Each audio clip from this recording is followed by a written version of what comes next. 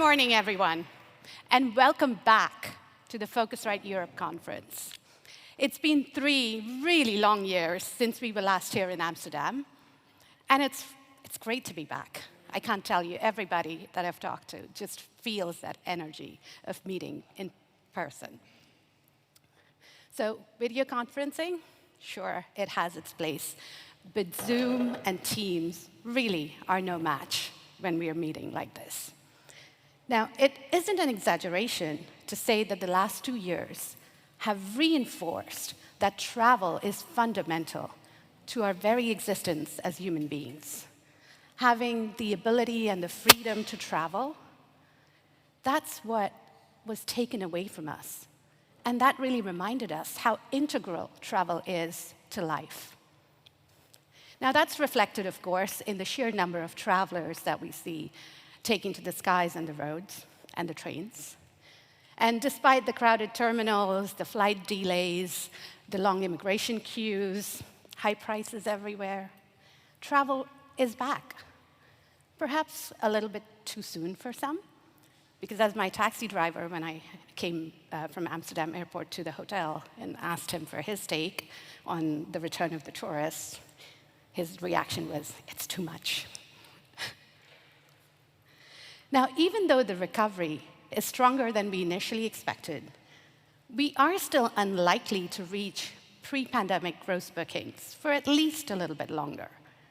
The US and Latin America are projected to reach that milestone sometime in early 2024. Europe and Asia are a little bit behind, and the picture is still uneven. Leisure travel is coming back fast. International is still a little bit behind. Business travel is a little slower to recover as well. But recovery by the numbers doesn't capture the entire picture. Right?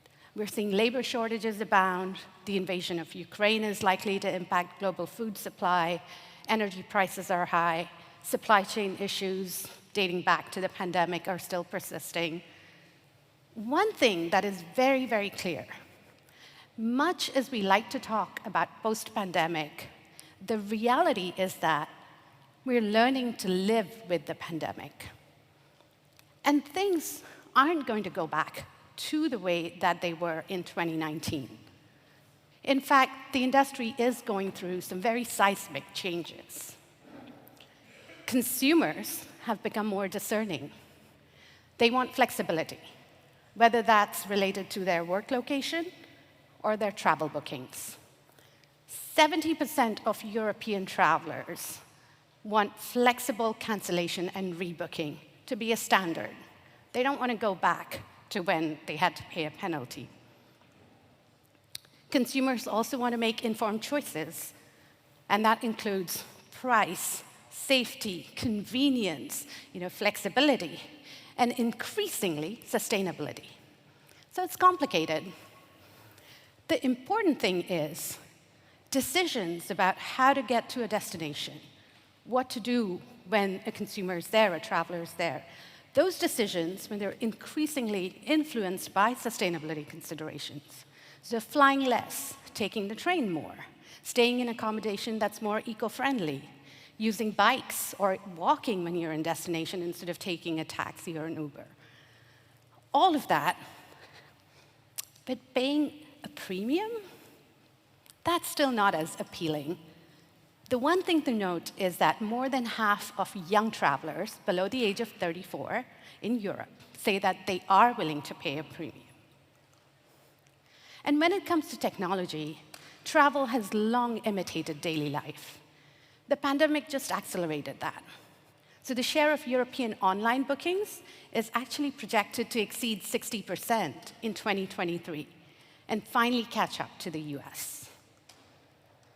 And travelers are getting more impatient. So if they can buy everything from groceries all the way to furniture online, surely buying travel should be just as easy without having to jump through hoops. So what does all of that mean for the travel industry and for us? Well, it means we need to be on our toes. Embrace our digital destiny. Whether you've been around the industry for a long time or whether you're a travel startup who's looking to conquer the world of travel, customer centricity is key. But yes, a fabulous guest experience is critical to success in the long term. Let's not forget, though, that for every mobile booking app, there's some infrastructure that also needs attention. And while tech stacks might be not so sexy, they are crucial for fulfilling all of those promises to customers. Second, we need to make those green dreams a reality. And that's a long game. Sustainability isn't going to be achieved overnight. But if we don't take strong action now, we may not have a future. So it's a fine balance between the bottom line, travelers' expectations, between regulations and policies, and doing the right thing. And charting that course won't be easy, but it will be transformative. And we all have a role to play in that. Here at Phocuswright, we are offsetting the carbon footprint of our conferences, including the power and water, waste, food and beverage, as well as the transportation emissions of all our attendees. And our sister company, Web and Travel, has an ongoing partnership with Cambodian-based PPSA to support responsible tourism.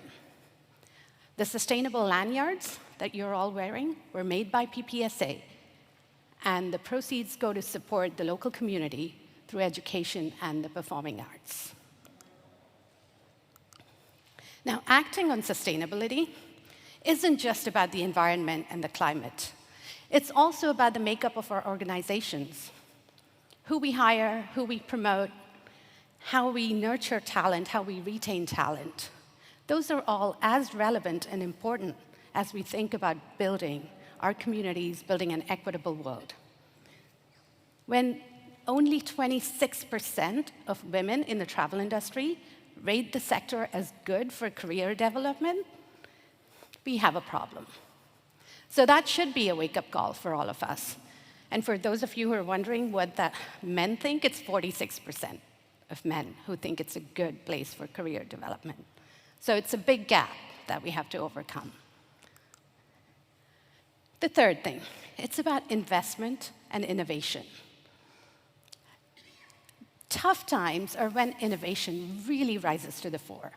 So if we think back to the last downturn in 2007, 8, 9, that's the period when the iPhone was launched. That's the period when Web 2.0 and social networking really hit its stride. That's when SaaS took off. That's also when Airbnb was launched. So as we see the financial markets tighten, it is going to be even more important that we continue to invest in the ideas that will transform travel. Don't be surprised if we look back a few years down the line and see this period that we're in right now as another one of those defining times. Now, the past 2 years weren't the first time that the travel industry has faced a crisis, nor will it be the last big challenge that we face. But this is travel's time, right? It's our second chance, our opportunity to rebuild an industry on the foundations of respect for the earth, for our communities, for each other. It's our time to harness technology and innovation to give travelers what they want.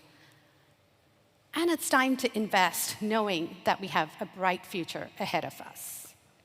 So, welcome to Center Stage at Phocuswright Europe.